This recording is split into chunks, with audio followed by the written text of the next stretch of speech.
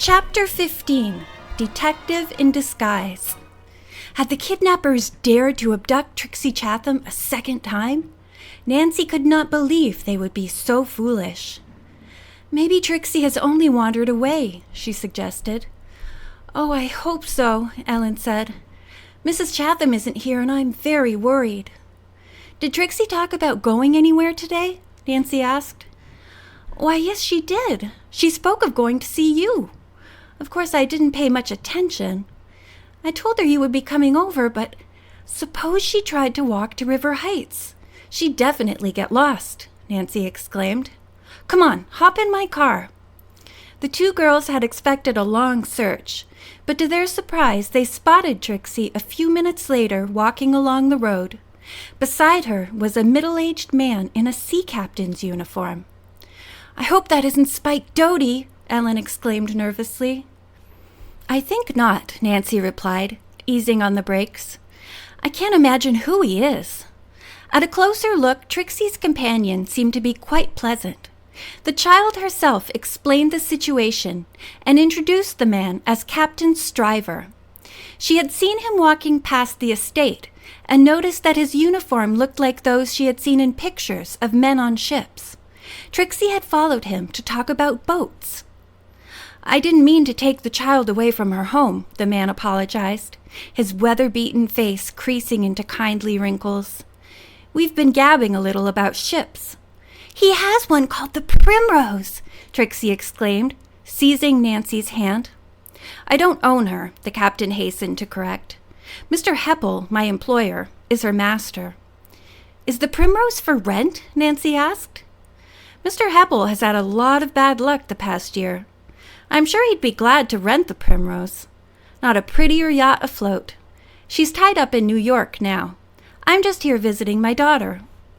Nancy and Ellen asked many questions, and soon were convinced that the ship was well worth an investigation.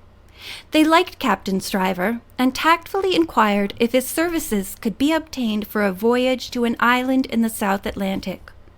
"I know that area like a book," he said. "Nothing would suit me better than a cruise in those waters." After talking with Captain Stryver for nearly half an hour, Nancy learned that Mr. Heppel was coming to Wayland the following morning to talk to the captain. She asked to meet him.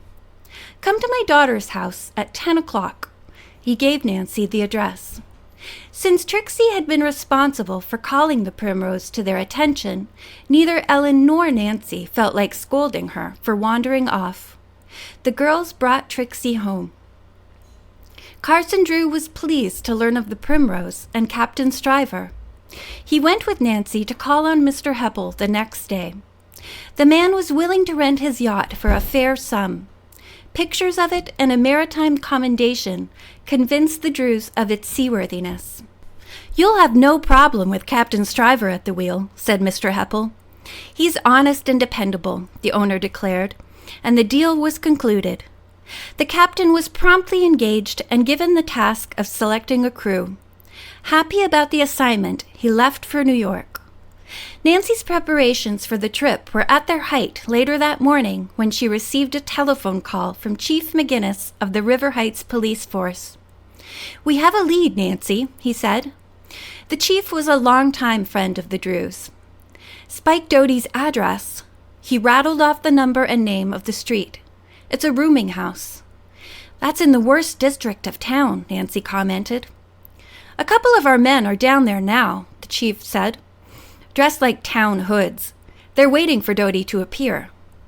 "Are you sure he still lives in that apartment house?" Nancy asked. The landlady verified it, but said he hasn't been to his room since night before last. "I'd like to take a look around myself." "If you want a police escort—" "Oh, no. I don't want to scare Doty off or be too conspicuous. As a matter of fact," she stopped speaking. "I'll be okay. Thanks just the same." Not wishing to reveal over the phone a plan she had suddenly thought of, Nancy assured him she would take no chances and said goodbye. She went to her room and from the rear of her closet pulled out a dark-colored dress that was out of style, a pair of old brown shoes, and a bottle of gray dusting powder for the hair. "I hope this'll work," she said to herself. Too bad Hannah and Dad aren't here, so I could tell them my plan. Quickly she changed clothes and brushed some of the powder into her hair, giving it a gray tinge. She combed it to give a scraggly appearance. Fully disguised, Nancy posed in front of the full-length mirror in the hall. "Well, Mrs. Frisbee, are you ready to do some house cleaning?" Nancy asked her reflection. Could she trap the thief in this disguise? A broad grin spread across her face as she answered, "Give me a broom and I'll sweep Dodie into jail." In a short while, Nancy was on her way. She parked her car in a nice neighborhood several blocks from Dodie's rooming house. Then, hunching her shoulders and lowering her head, she walked the rest of the distance. An untidy landlady answered her knock. "What do you want?" she bellowed, glaring at the old woman before her. A crude letter holder hung on the wall. Chalked onto it were several names and room numbers. Dodie's was 22.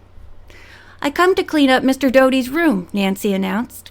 "Can I start right now? Just tell me where you keep everything and open his door, please. I'll be in and out in a jiffy." The red-haired woman looked surprised, but led Nancy up the sagging stairway. "All the cleaning stuff's in the closet down the hall. His room's over there. Door's always unlocked." "I can't figure that guy. He's been out for almost 2 days and wants his room cleaned. For who? The mice?" Without waiting for an answer, the landlady started downstairs, leaving Nancy alone. The young sleuth opened the door to Spike Dodie's room.